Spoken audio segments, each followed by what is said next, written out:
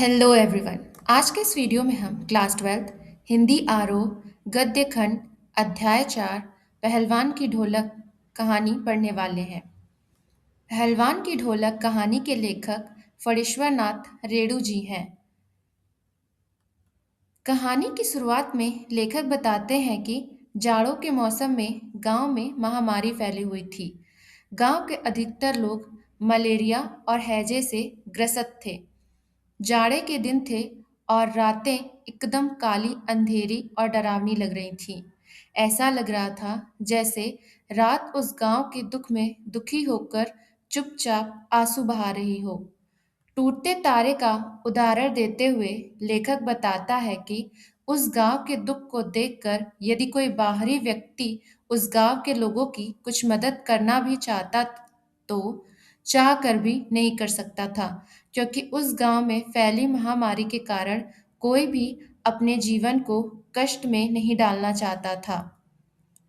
रात की खामोशी में सिर्फ सियार और उल्लू की आवाज ही सुनाई देती थी। कभी-कभी उस काली रात में कोई कमजोर स्वर भगवान को पुकारता हुआ सुनाई पड़ जाता था और कभी-कभी बच्चे के द्वारा अपनी माँ को पुकारने की धीमी सी आवाज सुनाई देती थी। क्योंकि कुत्तों में परिस्थिति को समझने की विशेष बुद्धि होती है, इसलिए वो रात को होते ही रोने लग जाते थे और गांव के दुख में अपना स्वर मिलाने लगते थे। रात की इस खामोशी को सिर्फ पहलवान की ढोलक ही तोड़ती थी। पहलवान की ढोलक संध्या काल से लेकर प्रातः काल तक लगातार एक ही गति से बजती रहती थी और गांव में फैली महामारी से होने वाली मौतों को चुनौती देती रहती थी। ढोलक की आवाज निराश, हताश, कमजोर और अपनों को खो चुके लोगों में संजीवनी भरने का काम करती थी और इस ढोलक को लुट्टन सिंह पहलवान बजाया करता था। लुट्टन सिंह पहलवान अपने बारे में कहता था कि होल इंडिया उसे जानता है, लेकिन लेखक के अनुसार उसका होल इंडिया उसके जिले तक ही सीमित होगा, क्योंकि उसके जिले के अधिकतर लोग जानते थे। इसके बाद लेखक लुट्टन सिंह के बचपन के बारे में बताते हुए कहते हैं कि लुट्टन सिंह जब 9 साल का था तब उसके माता पिता का देहांत हो चुका था। सौभाग्य से उसकी शादी पहले ही हो गई थी, वरना उम्र छोटी होने के कारण वह भी शायद अपने माता पिता की तरह मृत्यु को प्राप्त होता। उसकी विधवा सास ने उसको पाल पोस कर बड़ा किया। वह बचपन में गाय चराता, दूध दही खाता और कसरत करता था। उसे यह देखकर बिल्कुल भी अच्छा नहीं लगता था कि गांव के लोग उसकी सास को परेशान करते हैं। इसलिए उसने गांव के लोगों से बदला लेने के लिए ही पहलवान बनने की ठानी थी और युवावस्था तक आते-आते वह अच्छा खासा पहलवान बन गया था। उसने कुश्ती के दांव पेंच भी सीख लिए थे।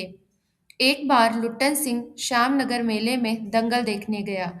वहां कुश्ती देखकर और ढोल की आवाज सुनकर उसकी नसों में जैसे खून बिजली की तरह दौड़ने लगा और उसने बिना सोचे समझे वहां चांद सिंह नाम के एक पहलवान को चुनौती दे दी। चांद सिंह पहलवान अपने गुरु बादल सिंह के साथ पंजाब से आया था और उसे शेर के बच्चे का खिताब दिया गया था, क्योंकि उसने वहां 3 दिनों से ही सभी पहलवानों को धूल चटा दी थी। उसका पराक्रम देखकर श्यामनगर के राजा चांद सिंह को अपने यहाँ राज पहलवान रखने की सोच रहे थे।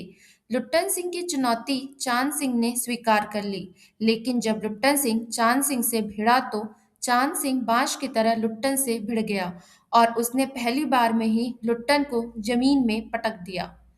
लेकिन लुट्टन सिंह उठ खड़ा हुआ और दोबारा दंगल शुरू किया, परंतु राजा साहब ने बीच में ही कुश्ती रोककर लुट्टन को बुलाकर उसके साहस के लिए उसे 10 रुपए देकर मेला घूमने और घर जाने को कहा।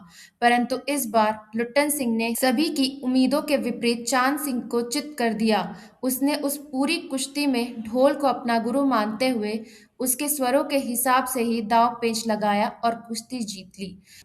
जीत की खुशी में उसने राजा जी को उठा लिया और राजा ने भी प्रसन्न होकर कहा कि उसने बाहर से आए पहलवान को हराकर अपनी मिट्टी की लाज रख ली और उन्होंने उसे राज पहलवान बना दिया।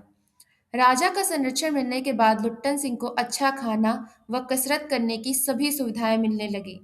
बाद में काले खां जैसे कई प्रसिद्ध पहलवानों को हराकर वह लगभग 15 वर्षों तक अजेय रहा।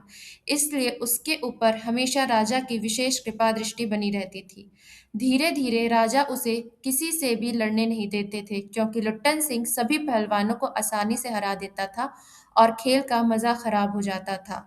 अब वह राज दरबार का सिर्फ एक दर्शनीय जीव बनकर रह गया था। लुट्टन सिंह के दो बेटे थे और उसने अपने दोनों बेटों को भी पहलवान बना दिया था।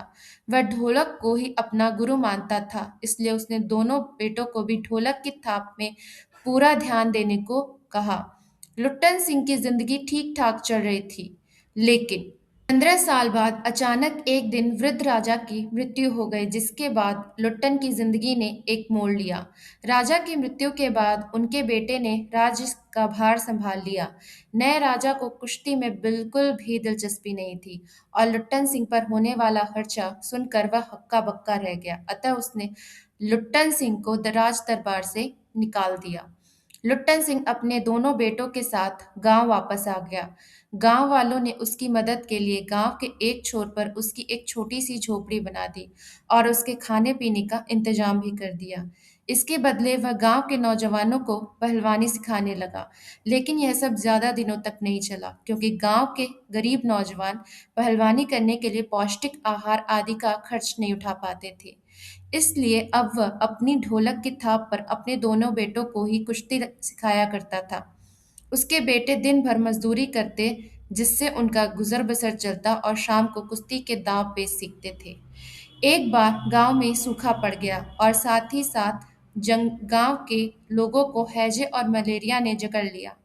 बारिश न होने के कारण गांव में चारों ओर हाहाकार मच गया। भुखमरी, गरीबी और सही उपचार न मिलने के कारण लोग रोज मर रहे थे और लोगों में निराशा और हताशा फैल गई थी। घर के घर खाली हो रहे थे और लोगों का मनोबल दिन प्रतिदिन टूटता जा रहा था।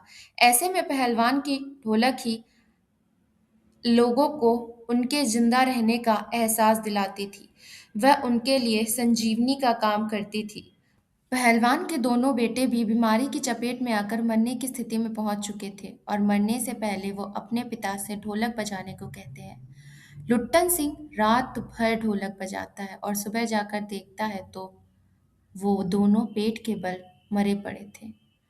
वह अपने दोनों बेटों को कंधे पर ले जाकर नदी में बहा देता है। लोगों का मनोबल न टूटे, इसके लिए वह उसी रात को फिर से ढोलक बजाता है।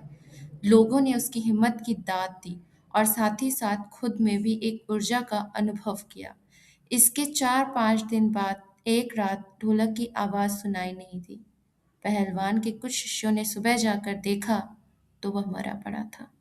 पहलवान ने बहुत कोशिश की कि वह मौत को हराकर जीत हासिल करे, लेकिन वह हार गया और मौत जीत गई। आंसू पोंछते हुए उसके एक शिष्य ने कहा कि गुरुजी कहा करते थे कि जब मैं मरूं तो मुझे पीठ के बल नहीं बल्कि पेट के बल चिता पर लिटाना और चिता जलाते वक्त ढोलक अवश्य बजाना। वह शिष्य आगे नहीं बोल पाया। Thank you so much for watching this video. Do like and subscribe the channel. Thank you so much for watching it.